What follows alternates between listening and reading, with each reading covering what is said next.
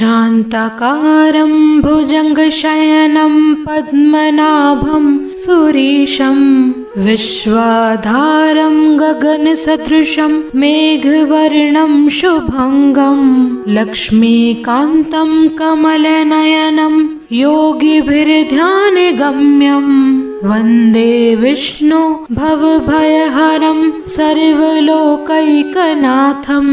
नमस्कार मित्रों, जय माता दी। बैकुंठ चतुर्दशी के महापर्व की आपको हार्दिक शुभकामनाएं। बैकुंठ चतुर्दशी के दिन शिव जी और भगवान विष्णु की पूजा का विधान है। हर साल कार्तिक माह में शुक्ल पक्ष की चतुर्दशी तिथि को बैकुंठ चतुर्दशी मनाई जाती है। धार्मिक मान्यताओं के अनुसार श्री हरि और देवों के देव महादेव की पूजा अर्चना से स्वर्ग लोक की प्राप्ति होती है और मनुष्य के सभी कष्ट दूर हो उसे बैकुंठ यानी परम धाम की प्राप्ति होती है। पौराणिक मान्यता के अनुसार एक बार भगवान विष्णु देवादिदेव महादेव का पूजन करने के लिए काशी आए।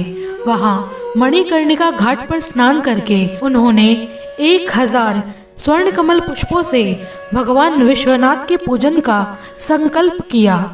अभिषेक के बाद जब वे पूजन करने लगे तो शिवजी ने उनकी भक्ति की परीक्षा लेने के उद्देश्य से एक कमल का पुष्प कम कर दिया।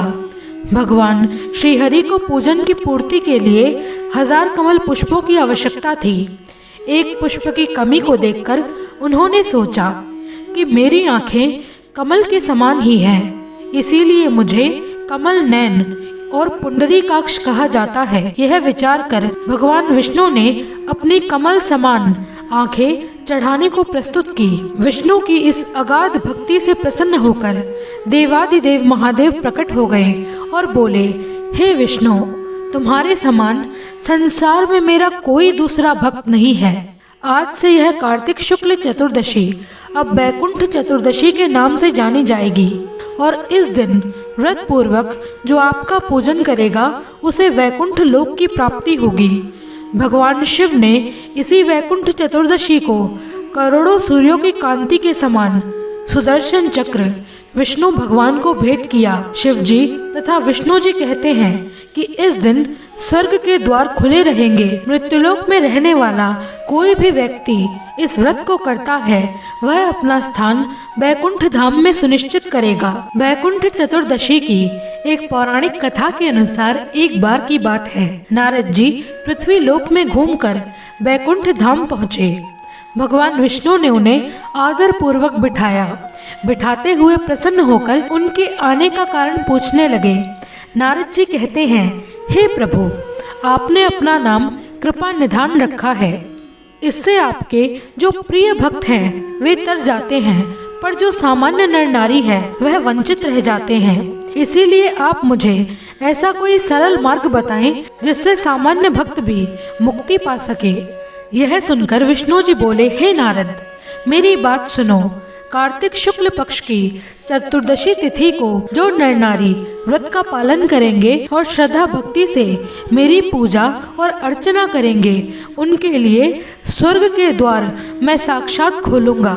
इसके बाद विष्णु जी जय विजय को बुलाते हैं और उन्हें कार्तिक चतुर्दशी को स्वर्ग के द्वार खुला रखने का आदेश देते हैं। भगवान विष्णु कहते हैं, इस दिन मेरा जो भक्त थोड़ा सा भी नाम लेकर पूजन करेगा वह वैकुंठ धाम को प्राप्त करेगा। बैकुंठ चतुर्दशी की तीसरी कथा कुछ इस प्रकार है। जब भगवान विष्णु की कृपा से पापी ब्राह्मण धनेश्वर को बैकुंठ धाम की प्राप्ति हुई। धनेश्वर नाम का एक ब्राह्मण जो बहुत बुरे काम करता था, उसके ऊपर कई पाप थे। एक दिन वो गोदावरी नदी में स्नान करने के लिए गया।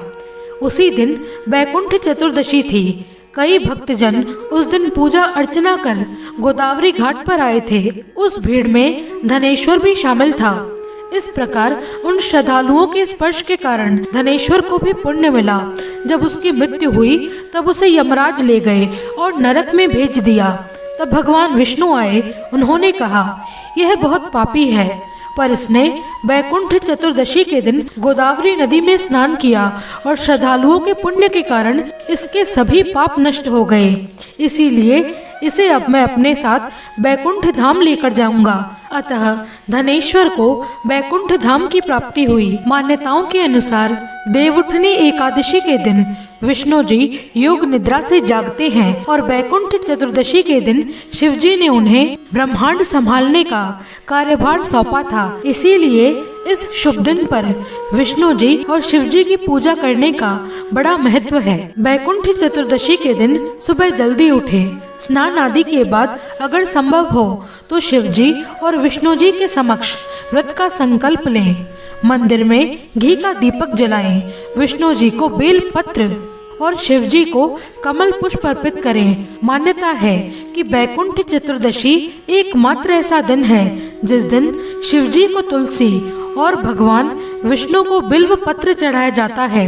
इसके बाद श्री हरि और महादेव का विधि विधान से पूजन करें। इस दिन महामृत्युंजय मंत्र का जप करना अत्यंत शुभ माना जाता है।